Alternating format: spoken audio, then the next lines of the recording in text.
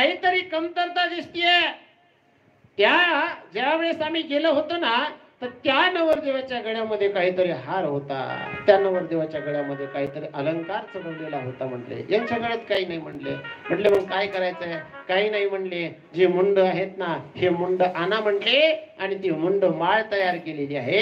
गळ्यामध्ये साप असणारा वासुकी नावाचा साप गळ्यामध्ये धारण केला, आणि उभा राहिल्याच्या नंतर आता नग्न राहणारे ते जोगी असणारे महादेव उभा राहिल्याच्या नंतर नग्न ते म्हटले का नाही महाराज, तुम्ही तिथे गेल्याच्या नंतर सगळे देवी देवता येतील। हे असं कसं म्हणले? व्याघ्रास्त्र असणारं आणलं म्हणले, ते असणाऱ्या वासुकीला सांगितलं म्हणले, हे वासुकी तो आता सुटायचं नाही म्हटले। कमरेला बांधलं आणि वरून वासुकी बांधली आहे, कमरेला शृंगी त्या ठिकाणी खोसलेली आहे। भगवान परमात्म्याचा छोटा छोटा छोटा छोटा असणारा शृंगार ते भूती असणारे काय करू लागले?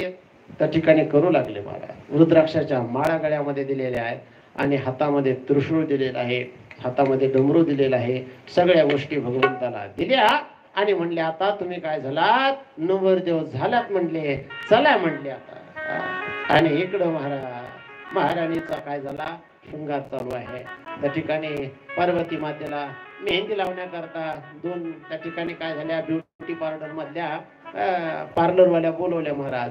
सुंदर शृंगार त्या ठिकाणी चालू केला, त्या ठिकाणी मेहंदी लावलेल्या आहेत, गाणे चालू आहेत, हळदीचा कार्यक्रम त्या ठिकाणी होणार आहे। सगळेजण आहो सखी मेहंदी लगाओ ते सगळं सगळं चालू आहे। सगळेजण त्या ठिकाणी येतात, भगवान परमात्म्याचा विवाह त्या ठिकाणी होणार आहे, सगळे आनंदित आहेत।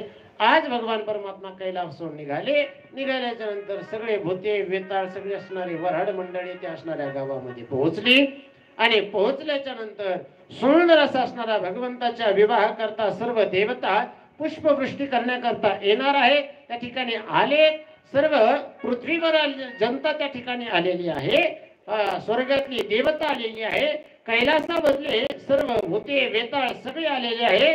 असे असणारे सर्वजण त्या ठिकाणी येऊन उभा राहिले। भगवान शंकराच्या विवाह करता सर्वजण आलेले आहेत, बाकीच्या विवाह करता त्यांचे पाहुणे मंडळी आले महाराज फक्त, पण भगवान शंकरा करता संपूर्ण अशी असणारी जनता त्या ठिकाणी उभा राहिलेली आहे। त्या ठिकाणी पार्वती माता उभा केल्या, भगवान परमात्मा उभा केल्या। काल आपण सती महाराणीचा जसा विवाह केला ना, तसाच आनंदामध्ये असणारा विवाह पार पडला, आणि विवाह पार पडल्याच्या नंतर महाराज सगळेजण नाचू गाऊ लागले। नमः पार्वती पते हर हर महादेव। मस्तपैकी असणाऱ्या आनंदामध्ये डोलू लागले। झाली आजची कथा, याच ठिकाणी विराम देतो आपल्याला। या ठिकाणी गीत होईल 2 मिनिटांमध्ये महाराज। सगळी जण ती असणारी जनता, अरे ज्या ठिकाणी देवाचा विवाह आहे, ज्या ठिकाणी भगवंताचा विवाह आहे, त्या विवाहामध्ये सगळेजण आनंदाने नाचू लागले, गाऊ लागले, आणि त्या ठिकाणी आनंद साजरा करू लागले। आपणही आनंद साजरा करणार आहोत।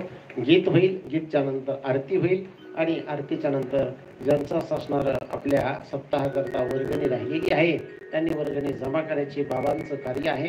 याच्यामध्ये कोणता अडथळा येऊ नये, आणि याच्यामध्ये काही कमी पडू नये, याच्याकरता सगळ्यांनी सहकार्य करायचं आहे, आणि सगळ्यांनी सहकार्य व्हायच्या नंतर हा आनंदाने कार्यक्रम पार पडेल महाराज। त्यामुळे आता राहिले 2-3 दिवस राहिले, आता त्याच्याकरता उद्या आणि परवा दिवशी काला आहे म्हणतात महाराज, तर उद्याचा दिवस आहे आणि आजचा दिवस आहे। आज आणि उद्या राहिलेली वर्गणी जी असेल, कारण काय आहे की कार्य हे पैशाशिवाय पूर्ण होत नाही, त्याच्याकरता जे आहे त्याने आरती झाल्याच्या नंतर या ठिकाणी पावती फाडा। पावती आहे ती आरती झाल्याच्या नंतर करा।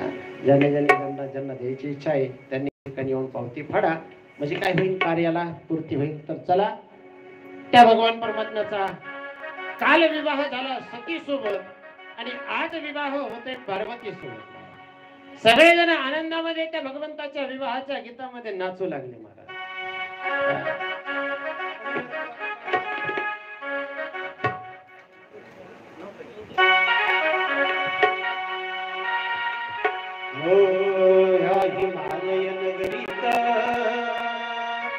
जय हो या वीर नगरीत काय वाजत गाजत, काय वाजत गाजत, आणि सोन्याचं भास लग्न देवाचं